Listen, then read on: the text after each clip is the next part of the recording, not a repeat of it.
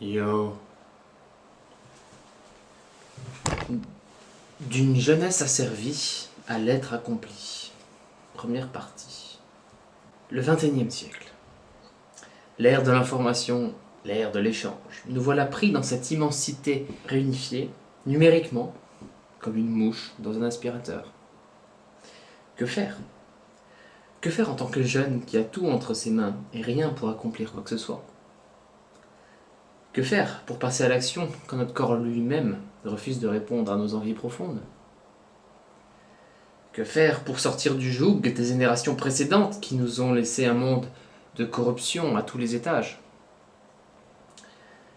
Que faire pour sortir de ces mille et une illusions que nous nous créons jour après jour ?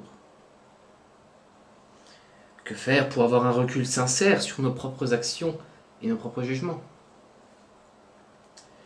Que faire pour grandir ? Mais la question, peut-être la plus importante, est comment puis-je apprécier et vivre ma vie dans ce chaos numérique incessant ? Essayons d'apporter des solutions à tout cela ensemble, toi et moi. Je me présente, Sylphirus, de mon pseudonyme internet, ou Adam, pour le nom que l'on donne à cet homme qui ne s'est pas construit comme tout le monde. Bien que très singulier, je suis moi aussi complètement asservi à ce système. Je n'ai pas eu le choix, je n'ai pas eu de mot à dire à propos de cela. Mais la différence qu'il y a maintenant avec mon adolescence est que maintenant j'aperçois une sortie, j'aperçois le bout du tunnel. J'arrive enfin à voir que je peux devenir quelqu'un de formidable, d'unique, d'attrayant, d'attirant. Attirant non pas pour un simple plaisir charnel ou pour entrer dans un couple. Oui, le couple, vous savez, cette entente qui n'est en fait qu'une dépendance affective masquée sous des airs de romantisme superficiel. Je parle ici d'une attirance bien plus grande et bien plus forte. Une attirance qui prouve mon unicité et qui prouve mon caractère singulier, car elle en découle directement. Une attirance qui est la juste rétribution de mon état d'être et non de paraître. Vous savez quelle a été l'erreur de Jésus ? Il s'est incarné, mais il n'a pas su se concrétiser. Il n'a pas su se différencier dans la société. Il est toujours resté distant à celle-ci, ce qui lui a permis, certes, de s'approcher de ce qui a longtemps été comme le modèle incontestable de la pureté, le modèle humain de la vertu, surpassant toute prédisposition et toute prédétermination naturelle, instinctive. Jésus a loupé une marche de l'escalier, celle du travail pour autrui et pour ses proches. Il est passé directement à la dernière marche, celle du sacrifice. Ceci a provoqué ce que l'on apprend en histoire.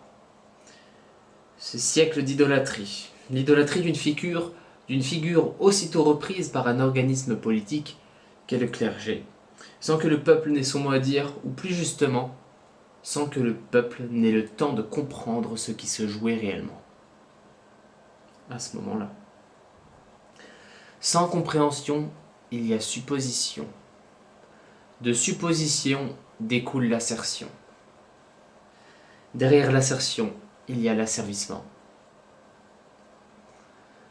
Voilà comment le peuple, qui est l'origine de toute force, toute la force d'un pays par exemple découle de son peuple, s'est plié et a alimenté son propre désespoir de cause. Ce clergé, c'est le peuple qui l'a légitimé. Ce berger, ce sont ses moutons qui l'ont suivi. Le peuple fournit l'énergie potentielle et le vecteur de direction de cette énergie. Puis les générations suivantes tentent de rediriger l'énergie cinétique, maintenant accumulée, et souvent bien incontrôlable.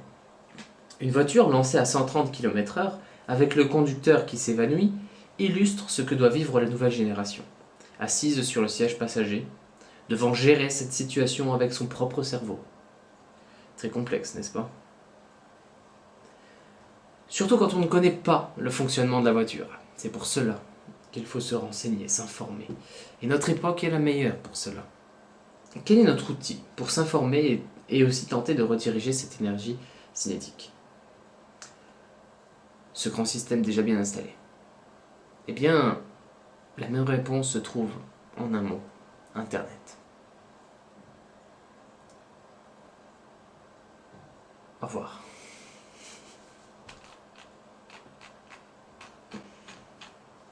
Ça fait un bon début de livre, n'est-ce pas?